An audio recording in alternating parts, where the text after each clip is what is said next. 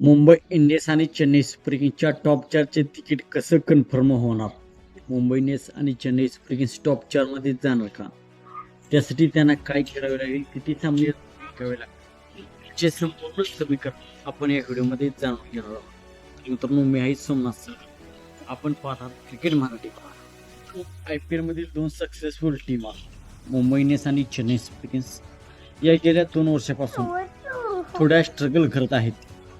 तर यावर्षी ही त्या टीमा स्ट्रगल करत आहे. एक टीम 8व्या क्रमांकावरती आणि एक टीम 9व्या क्रमांकावरती आहे.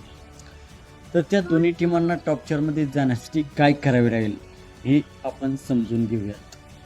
तर मित्रांनो, चेन्नई सुपर किंग्सने काल कोलकाता नाईट रायडर्सचा पराभव केला आणि चेन्नई सुपर किंग्सने सलग 2 सामने आपले जिंकलेले आहेत. तर मुंबई इंडियन्सने 4 सामन्यापैकी 1 सामन्यामध्ये विजय आणि 3 सामन्यामध्ये मुंबई इंडियन्सचा पराभव झालेला आहे. आणि मुंबई इंडियन्सचे फक्त 2 पॉईंट आहे आणि चेन्नई सुपर किंग्सचे 4 पॉईंट आहे. तर चेन्नई सुपर किंग्सने सलग 2 सामने जिंकलेले आहेत, तर मुंबई इंडियन्सची टीम सलग 3 सामन्यामध्ये त्यांचा पराभव झालेला आहे. तर चेन्नई सुपर किंग्सला टॉप चारमध्ये जाण्यासाठी त्यांचे चेन्नई सुपर किंग्सचे 9 सामने शिल्लक आहेत.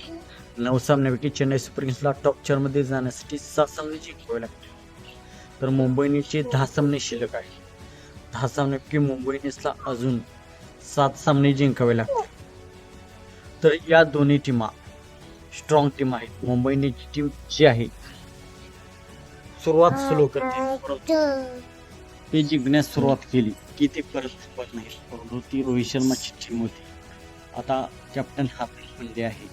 तर मित्रांनो, आपणास काय वाटते, चेन्नई सुपर किंग्स आणि मुंबई इंडियन्स या दोन टीमा टॉप चारमध्ये जातील का?